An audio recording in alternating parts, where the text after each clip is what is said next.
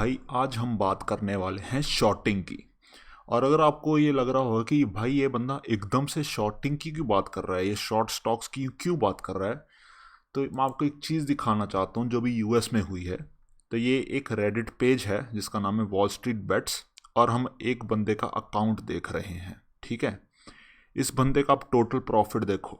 अगर आपको नहीं दिख रहा तो मैं बड़े करके दिखा देता हूँ। इसका टोटल प्रॉफिट देखो, इसने 18 मिलियन डॉलर्स कमाए हैं शॉर्ट करके स्टॉक्स को। और जिस स्टॉक का ये बात कर रहा है वो है जीएमई, जिसका नाम है गेम स्टॉप। हम उसके भी चले जाते हैं।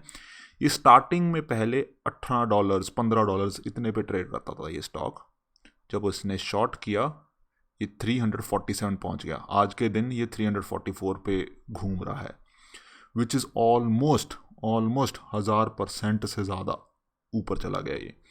तो ये चीज़ पे बात करना बहुत इंपॉर्टेंट हो जाता है कि भाई ऐसा क्यों हुआ, इंडिया में भी हो सकता है कि नहीं हो सकता, और आप इसका लुत्फ़ कैसे उठा सकते हो।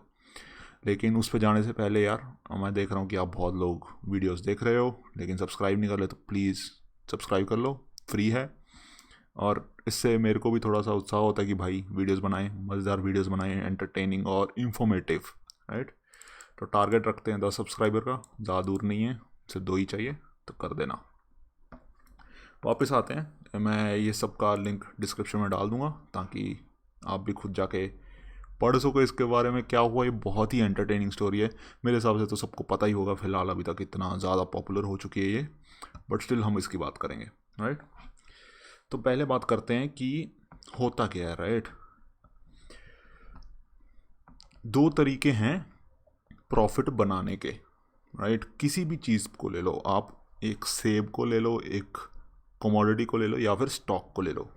एक है कि आप उसको खरीदो सस्ते में और बेच दो जब वो महंगा हो गया, राइट। दूसरा है कि आप उसको बेच दो जब वो महंगा है और खरीदो वापस सस्ते पे। इमेजिन करो कि आपके पास एक सेब है, राइट। आपने उसको खरीदा 10 रुपये पे, अगर किसी दिन उसका प्राइस 20 रुपये हो जाता तो आपको प्रॉफिट बनेगा 10 रुपये का। फिर इमेजिन करो कि आपके पास वो सेब है जिसका आपको पता चला कि प्राइस गिरने वाला है 5 रुपये तक, तो आप क्या करो, उसको 10 रुपये पे बेच दो। जब 5 रुपये हो जाएगा प्राइस तो वापस खरीद लेना, तो आपको 5 रुपये का प्रॉफिट हो गया। ये होता शॉर्ट।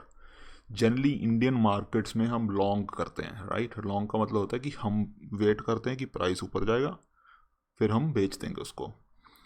और ये most of the trades Indian market में ऐसी ही होती हैं, राइट। और दूसरा तरीका मैंने आपको बता ही दिया कि आप उसको शॉर्ट कर दो। अब शॉर्ट करने का आपको यहाँ पे एक दिक्कत समझ रही होगी, राइट। जैसे मैंने बोला कि आप एक सेब को बेच दो 10 रुपये पे और 5 रुपये वापस खरीद लेना। इसकी दिक्कत क्या है कि आपके पास पहले एक सेब होना चाहिए बेचने के लिए, राइट। तो इससे क्या होता है कि इससे थोड़ी सी दिक्कत हो जाती है कि अगर आपके पास वो सेब नहीं है और आपके पास एक इंफॉर्मेशन है कि भाई सेब का प्राइस गिरेगा, तो आप क्या करोगे। तो आप क्या करते हैं कि हम बोरो करते हैं किसी से स्टॉक, और हम बोलते हैं कि भाई तू तो बेचने वाला नहीं है, तो तू मेरे को लेंड कर दे, तू मेरे को गिरवी दे दे थोड़ी देर के लिए, और मैं उसके लिए जो तू मेरे को लोन दे रहा है उसके लिए मैं तेरे को थोड़ा सा पैसा दूंगा, राइट, थोड़ा सा इंटरेस्ट दूंगा।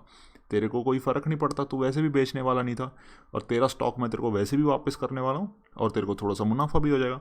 तो वो बंदा लैंड कर देता। लेकिन आपको ये चीज़ समझनी पड़ेगी कि आपको वो स्टॉक अभी वापस करना है, आपको वो सेब अभी वापस करना है। तो इसको बोलते हैं स्टॉक लैंडिंग एंड बोरोइंग, और ये इंडिया में 2008 में आया था।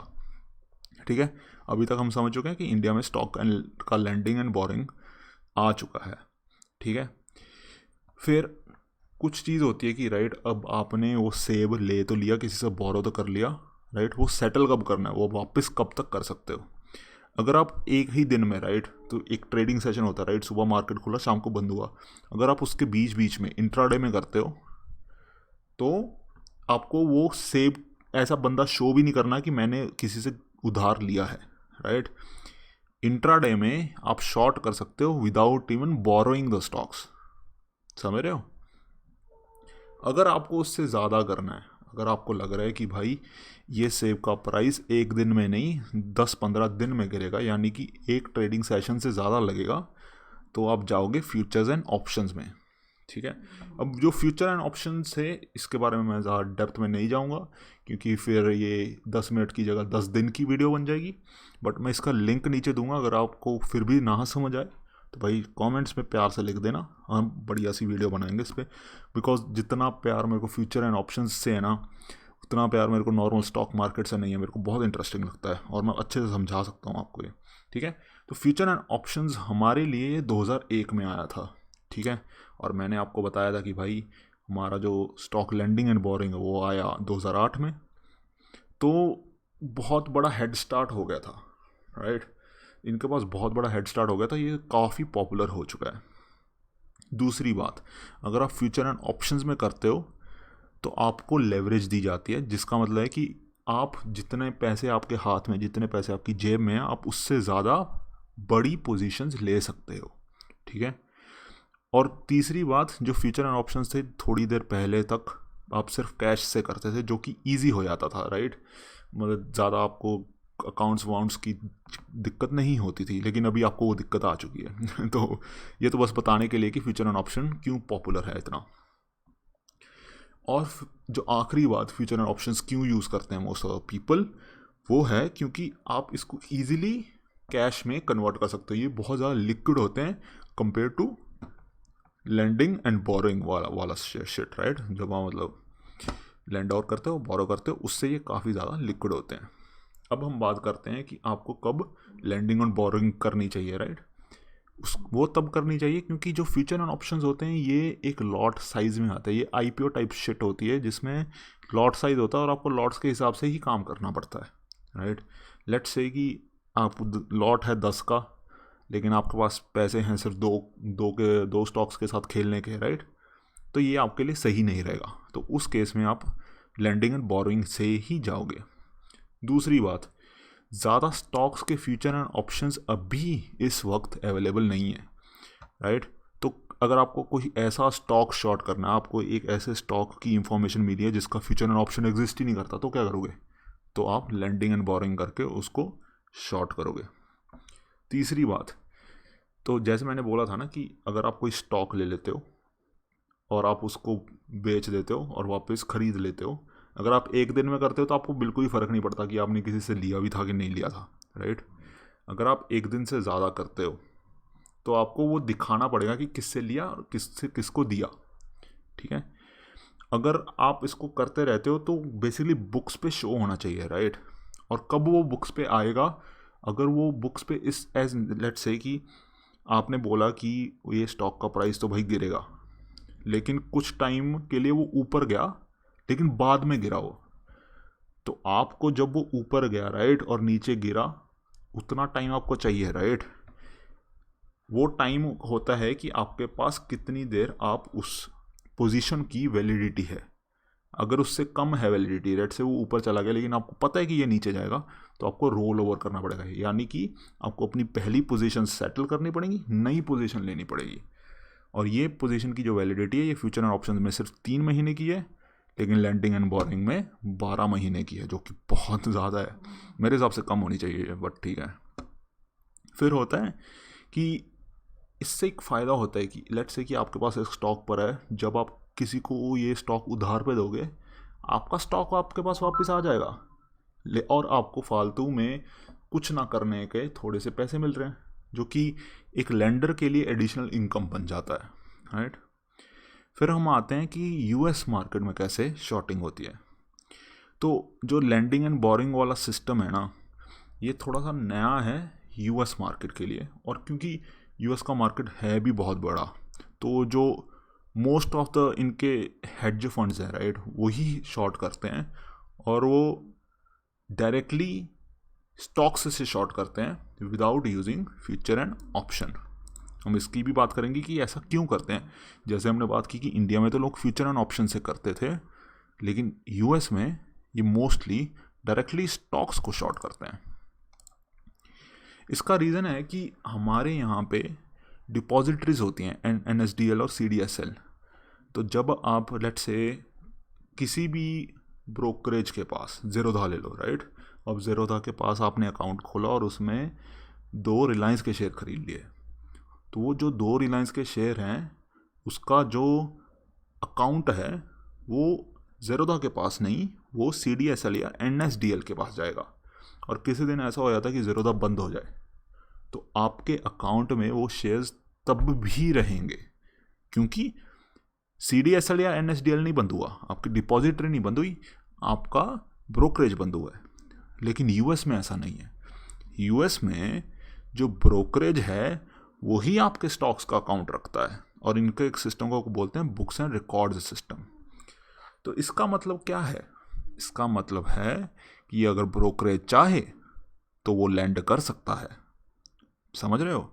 हमारे यहाँ पे जो अकाउंट होता है वो होता है NSDL और CDSL के पास, ब्रोकरेज के पास ज़्यादा पावर नहीं होती, वहाँ पे सब कुछ ब्रोकरेज के पास होता है। तो ब्रोकरेज बोलेगा कि भाई ये बंदा मेरे को पता है कि अगले महीने तक बेचने नहीं वाला, क्यों ना मैं इसको और किसी के पास लैंड करके, ये शेयर को और किसी के पास लैंड करके इससे थोड़ा सा प्रॉफिट कमा लूँ, राइट? तो इसलिए ये ज़्यादा पॉपुलर हो गया यूएस में कि आप लैंडिंग एंड बोरिंग से करो। और दूसरी बड़ी बात है कि इंडिया में कोई लैंडिंग एंड बोरिंग वाला सिस्टम अभी तक नहीं है, हो सकता है फ्यूचर में आ जाए, बिकॉज ये लैंडिंग फीस वगैरह तय करना बहुत ही मुश्किल हो जाता है। फिर है कि भाई इंडिया की रेगुलेशंस, राइट? इंडिया की रेगुलेशंस बहुत ही ज़्यादा स्ट्रिक्ट हैं कंपेयर टू यूएस में तो कुछ भी नहीं हमारे मुताबिक। हमारी एक्सचेंजेस काफ़ी पुरानी हैं, लेकिन हमारी जो रेगुलेशंस हैं वो काफ़ी नहीं हैं, राइट? तो इसी के कारण है कि इनके यहाँ पे ऐसा स्टफ़ हो जाता है, लोग किसी भी चीज़ को शॉर्ट करके स्क्वीज़ करके उसमें से $18 मिलियन कमा लेते हैं, राइट? और सबसे बड़ी बात है कि जो ये हुआ है ना, ये जो गेम स्टॉप और AMC के साथ हुआ है, ये एक्चुअली लूप होल है जो यूएस रेगुलेटर्स को फिक्स करना चाहिए। इसका मतलब क्या है? अगर आपको नहीं पता कि स्टॉक स्क्वीज़ क्या होता है, राइट, तो शॉर्ट स्क्वीज़ क्या होता है, तो शॉर्ट स्क्वीज़ का मतलब है कि लेट्स से मेरे पास एक सेब था, ठीक है, मेरे को लगा कि ये ऊपर जाएगा, लेकिन आपको लगा कि ये नीचे जाएगा, तो आपने बोला कि भाई तू मेरे को ये सेब थोड़ा देर के लिए उधार पे दे दे, मैं तेरे को थोड़े से पैसे दूंगा। तो मैंने ये सेब आपको उधार पे दे दिया। अब आपको कभी ना कभी मेरे को वो सेब वापस करना पड़ेगा ना, राइट? तो आपने वो किसी को आगे बेच दिया, क्योंकि अब बेचोगे वापस खरीदोगे तभी तो प्रॉफिट कमाओगे। वो बंदे ने आगे किसी को और उधार पे दे दिया, फिर उसने आगे फिर से बेच के ये सब कर लिया। आप समझ रहे हो? एक ही सेब है और उससे इतने ज़्यादा लोग खेल रहे हैं, और जब भी वो आगे जाता है तो पीछे कितने सेबों की ज़रूरत है वो बढ़ जाती है। आपको अगर ये समझ नहीं आ रहा तो मैं आपको नीचे डिस्क्रिप्शन में एक अच्छा सा सोर्स दे दूंगा, अगर तब भी समझना है तो आप कमेंट्स में लिख देना। तो इसका क्या मतलब है? इसका मतलब है कि एक सेब पे इतने ज़्यादा लोग खेलने लग गए हैं, राइट? और इसके केस में क्या हुआ था, गेम स्टॉप के केस में क्या हुआ था, अगर 100 शेयर हैं तो 140 लोग खेल रहे थे, यानी कि वो 1.4 टाइम्स वापस होना था, जो कि नहीं कर पाए, राइट? तो इन लोगों को पता चला कि ये शेयर्स जब वापस करने होंगे, ये एग्जिस्ट ही नहीं करते मार्केट में, तो इन्होंने ये बाय करने शुरू कर दिए। आप समझ रहे हो? जो एक सेब था जो इतने लोगों को चाहिए था, वो इस बंदे ने खरीद लिया। अब जो इनको जब आप वापस खरीदोगे, राइट, जब मैंने बोला था कि आप 10 रुपये में बेचोगे और 5 रुपये में खरीदोगे, तब जाके आपको प्रॉफिट बनेगा। तो अब आपको वो कहीं ना कहीं से वापस खरीदना है सेब, और वो सेब सिर्फ इसके पास है। तो ये बंदे ने उसका प्राइस ऊपर बढ़ा दिया, बिकॉज जैसे ही डिमांड बढ़ी और सप्लाई कम हुई, इसका प्राइस ऊपर चला गया। तो बेसिकली यही होता है शॉर्ट स्क्वीज, ठीक है? तो ये काफ़ी मतलब पेचीदा चीज़ है, मतलब मैं ज़्यादा इसके मतलब गहराई में नहीं जाऊँगा, बट अगर आपको ये समझना होगा तो मेरे को कमेंट्स में डाल देना। मुझे लगता है कि कल वीडियो काफ़ी लंबा हो रहा है। तो बेसिकली ये था कि मतलब इंडियन मार्केट्स में क्यों नहीं होता इतना शॉर्टिंग, वो मैंने आपको समझा दिया कि इंडियन मार्केट में शॉर्टिंग हो सकता है, लेकिन इतना ज़्यादा नहीं होता, बिकॉज हमारे रूल्स ऐसे हैं और हमारे ऐसे चलता है, हमारा ज़्यादा फ्यूचर एंड ऑप्शन में होता है, उनके एक्सचेंजेस डिफरेंट है। अब आप मेरे को कमेंट सेक्शन में ये बताना कि क्या शॉर्टिंग अलाउ होना चाहिए, राइट? क्या किसी स्टॉक के अगेंस्ट बैटिंग अलाउड होनी चाहिए? ये बहुत ही पेचीदा क्वेश्चन है, जो हर कोई बंदा बोलेगा हाँ, कोई बंदा बोलेगा ना, उसका कोई हो नहीं सकता। एक चीज़ आपको यहाँ पे ये समझनी पड़ेगी कि जब आप बोलते हो कि भाई ये शेयर ऊपर जाएगा, राइट, तो मैंने देखा कि कोई शेयर ऊपर जाएगा तो मैंने उसको ख़रीद लिया, तो आपका जो प्रॉफिट बनाने की क्षमता है वो अनलिमिटेड है, राइट। अगर 10 रुपये का सेव 20 रुपये हो गया तो मेरा 10 रुपये प्रॉफिट, 30 रुपये हो गया तो मेरा 20 रुपये प्रॉफिट, राइट। वो कितना भी बढ़ता रहे मेरा प्रॉफिट बढ़ता रहेगा। और मैक्सिमम टू मैक्सिमम मैं कितना लॉस कमा सकता हूँ 10 रुपये के शेयर पे? 10 रुपये का। अब माइनस में तो नहीं जाएगा उसका प्राइस, समझ रहे हो। लेकिन इसका उल्टा होता है शॉर्ट में। शॉर्ट में आप क्या बोलते हो कि भाई ये जो 10 रुपये का सेव है ना, ये 5 रुपये का हो जाएगा, राइट। इसी पे आप प्रॉफिट कमाओगे। लेकिन अगर वो 15 रुपये का हो गया तो आपको 5 रुपये का नुकसान, अगर 20 रुपये का हो गया तो 10 रुपये का नुकसान।